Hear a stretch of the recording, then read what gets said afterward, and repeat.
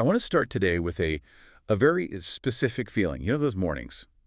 The alarm goes off, and instead of getting up, you just don't. You pull the sheets right over your head. Exactly. And it's not just being tired. It's this heavy, sinking feeling. You start thinking about the laundry that's been there for days. Or the emails you didn't answer. Yes, and suddenly your feet haven't even hit the floor, but you feel like you've already lost the day. That's the freeze response. It's Yeah. so incredibly common. And that feeling, it's not laziness or procrastination. It's a physiological state of overwhelm. It's your body just saying, nope. Your nervous system is basically looking at all the demands of your life and just saying, too much. We're shutting down. Right, and that's the trap, because once you're in that freeze state, that's when the inner critic wakes up. Oh, yeah. It starts whispering, you're so far behind, you're a mess, everyone else is fine. And then a bad morning turns into a bad day. Which turns into a lost week. A completely lost week. And that's the spiral. People think, well, this week is ruined, I'll just wait for Monday. We love the idea of a clean slate, a new year, a new month. Monday. Always Monday. But waiting for Monday is just procrastination dressed up as a good intention. Which is why I was so excited to get into this stack of research.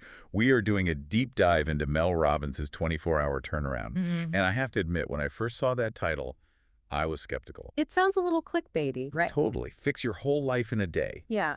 But digging in, the premise is much more grounded. It's not about fixing everything. It's about breaking the paralysis. That's the key distinction. You don't need some 6-month retreat or a huge life overhaul to get out of a slump. The whole idea here is that you can reset your trajectory in, well, 24 hours. And there's this metaphor she uses that I think is just perfect. The cruise ship. I love that. It makes me feel less guilty about how slow I am to change things. So you picture this giant cruise ship in the ocean. It's heavy, it's carrying a lot of baggage. Literally and metaphorically, yes. And if the captain realizes they're going the wrong way, they can't just crank the wheel and do a U-turn. Oh, no way. The ship would capsize. Instead, the captain makes a tiny, tiny adjustment to the wheel. A little turn. And in that moment, nothing looks different. The horizon is the same. But over the next few miles, that tiny shift changes the entire destination. And that is the mission for this deep dive. Yeah. We are not trying to capsize your life with some huge new routine. We're looking for those tiny adjustments. 5 of them. 5 science-backed micro shifts that hand the wheel back to you. And the best part is you don't have to wait. The 24-hour clock can start the second this conversation is over. So let's get into it. Step 1. This one's about the noise in your head. Robbins calls it the brain dump. It's not a pretty name, is it? It's a bit gross, but it feels so accurate. Yeah. She calls it taking the mental garbage out. Mm-hmm. But here's my issue with this, and I want your take. When I'm overwhelmed, the last thing I want to do is write down everything I have to do. Because then it's real. Yeah. Then I have to look at it. And looking at a list of 50 things just makes me want to go back to bed. It feels like I'm making the overwhelm worse. That's a very real resistance. But you have to understand what's happening in your brain when you don't write it down. This gets into something called the Zeigarnik effect. Okay, let's unpack that. Zeigarnik. So Bluma Zeigarnik was a psychologist, and she noticed this fascinating thing about waiters in Vienna. They could remember these incredibly complex orders for huge tables. Right. Who got what? Sauce on the side. All of it. Ugh. Perfectly. But the second the food was delivered, they forgot the order instantly. Because the task was done. Exactly. It's the waiter analogy. Your Yeah. brain is the waiter. An incomplete task like call the vet or fix that doorknob is an undelivered order. So my brain has to keep spinning that plate. It's constantly refreshing the memory so you don't drop it. And that eats up a huge amount of mental energy. It's like running background apps that are slowing down your whole system. So the brain dump isn't about doing the tasks. It's just about serving the food. You're just telling your brain, the order is recorded. You can stop spinning this plate now. Okay, so the instruction here is to take a physical piece of paper, not your phone, because that's a trap. Total trap. You'll end up on Instagram. Right. And you write down everything, not just work stuff. No, it's all the nagging things. Book the flights, return that package, vacuum under the couch, apologize to my mom, all of it. High stakes, low stakes, it doesn't matter. So I do it. I write it all down. Now I'm staring at this list of 40 things my heart is pounding. What now? Because if you tell me to start doing them, I'm out. And this is the twist in the method. This is why it works. You look at that list and you cross off everything that is not happening today. You just cross it off. You literally say to each item, not today, Yeah. not today. Booking flights to Florida, you're not deleting them, you're just acknowledging reality. You can't do 40 things. So you're taking control back from the list. Exactly. And then you circle one thing, just one. The one thing that matters most. There was that great anecdote about Mel Robbins doing this herself. She came back from a trip. The house was a mess. Total disaster. She was exhausted. She did the dump, crossed everything off, and she just circled, make a grocery list.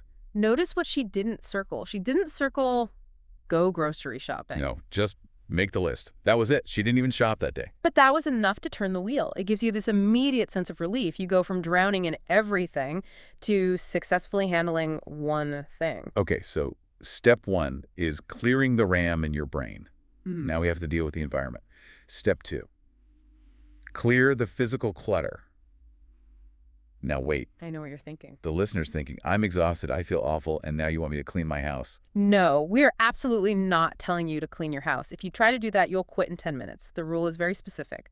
5 minutes, one spot. 5 minutes. Okay, I can do 5 minutes. Take one small physical space that's stressing you out. Maybe it's the nightstand with all the water bottles and receipts. Or the passenger seat of my car that's full of junk. Or the chair of doom. We all have one. Where clothes go to die, yes. But this isn't about housekeeping. It's about cognitive load. There's a study from Yale that explains why mess makes us feel so bad. I always feel like I can't think straight when my desk is messy, but I figured I was just being dramatic. You're not. The study showed that physical clutter literally competes for your brain's attention. Your brain has to work to process it all, to render the mess. It creates this low-level, constant background noise. It's like trying to have a conversation in a really loud bar. The mess is the noise. Precisely. And another study found people in cluttered homes have higher cortisol levels and lower life satisfaction. So when we say clean for 5 minutes, it's not for guests. It's a gift to your brain. You're just turning down the volume. So set a timer. 5 minutes.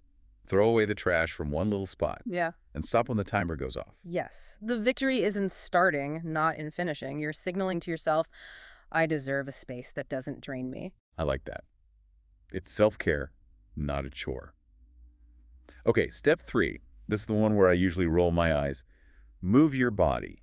I can hear the collective groan. Please don't tell me to go to the gym. Right. When you're in a slump, the idea of getting into workout clothes and driving somewhere, it's just not happening. And that's fine, because this step is not about exercise. It's not about fitness or weight loss. If you make it about that, you'll fail. This is about using your own biology to change your emotional state. The phrase that stuck out to me was, you have to move while you feel worse. That is the whole problem right there. We think we need to wait for motivation before we act. We think, I'll go for a walk when I feel better. But the energy comes from the movement. Yes. Action precedes the feeling. If you sit on the couch waiting to feel energetic, you're going to be waiting a long, long time. It's a bus that's never coming. Exactly. You have to start walking to the next stop. The science shows that even a few minutes of intentional movement triggers the release of dopamine and norepinephrine. It helps your brain regulate stress. So practically speaking, what are we talking about here? Walk around the block. That's it. Put on one song you love and just dance in the kitchen. The notes mention something called the 11 push-up challenge. Yeah, from Dr. Von der Wright. And you can even do them against a wall. The stakes are so low. The American Heart Association says even 5 or 10 minutes gives you the cognitive benefit. You're just trying to break that freeze response we talked about. By moving your body, you send a signal up to your brain that says, I'm okay, I'm not stuck, I'm moving. It's a rescue mission for your mood. Okay, step 4. We've dumped the brain, cleared a spot, moved the body. Now, make tomorrow easier. This is where you start playing the long game. It's about being kind to your future self. My past self is usually a jerk to my future self. He leaves dishes, he ignores emails. And then future you wakes up already angry and behind. When you're in a slump, your willpower is at rock bottom. Every little decision, what to wear, where are my keys, it feels like a huge effort. So this is about removing that friction tonight. So tomorrow morning, you can just glide. The example of laying out clothes is a classic, but there's a great note in here from a stylist, Erin Walsh. The create method. Right. It's not just put out a shirt. It's deeper. Walsh says to ask yourself, how do I want to feel tomorrow? Not just what do I need to wear, but what's the vibe? Do you need to feel professional? Do you want to feel comfy and artistic? You dress for the feeling you need to create. I love that. Another big one was the dirty dish scenario. Mel Robbins is pretty aggressive about not soaking dishes. And she's right about the momentum killer. Imagine waking up, you want coffee, but the first thing you see is a sink full of cold, greasy gray water. Ugh. It's a visual punch in the face. It's instant resistance. You start your day with a mess. By just doing the dishes the night before, even when you're tired, you give tomorrow you this amazing gift of a sparkling sink, a clean slate. This sounds a lot like James Clear's work in Atomic Habits. It's the same principle. Clear argues the biggest predictor of a behavior isn't willpower, it's how easy it is. You make good behaviors easy and bad behaviors hard. So step 4 is just clearing the path. Do one thing, pack your bag, set the coffee timer. That makes tomorrow morning 10% easier. That's it. Okay, that brings us to the final step. Step 5. This closes the loop. Claim one win. And this step is so important because it fights a really dangerous habit that a lot of us have. Yeah. We end our day by reviewing the gap. Good gap. The gap between what we did and what we wanted to do. We lie in bed and just list our failures. I didn't finish the report. I didn't go to the gym. Oh, I do this every night. I could do 20 things right, but I'll fixate on the one email I forgot to send. And that obsession trains your brain. This gets into the reticular activating system, the RAS. The brain's search engine, right? Think of it like a filter. It decides what your conscious mind pays attention to, and you program it by what you focus on. If you focus on failure, the RAS says, oh, failure is important. Let me find more evidence of how you're failing. So if I go to sleep thinking I'm a mess, my brain wakes up looking for proof that I'm a mess. You are literally programming your own reality. So step 5 is a forced reprogram. Before you sleep, you have to ask, what went well today? Or, what am I proud of? And this isn't just fluffy affirmations, is it? No, that's a crucial difference. Affirmations can feel like a lie. This is about evidence. You're looking for proof. I listened to this deep dive. I did the brain dump. I got out of bed. Yes, even that. A study by Dr. Martin Seligman had people write down 3 good things that happened each day and why they happened. They saw increased happiness and decreased depression for months afterward. For months. Just from writing down 3 things. It shifts your baseline. It forces the RAS to start scanning for wins. And when you start seeing wins, you build confidence. And confidence is just self-trust. So by claiming even one tiny win, you're rebuilding that trust with yourself. You're proving to yourself that the ship is turning.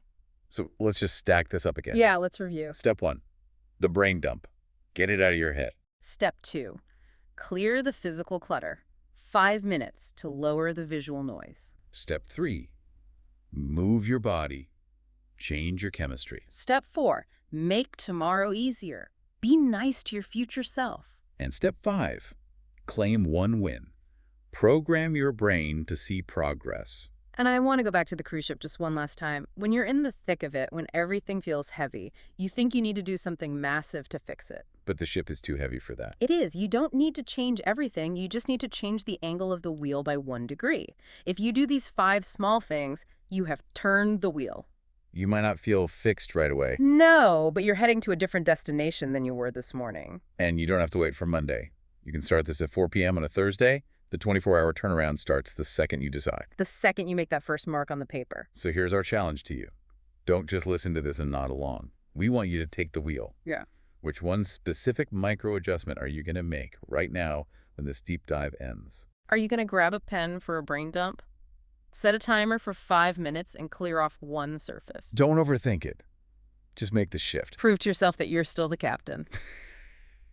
Thanks for diving in with us today. Go claim that win.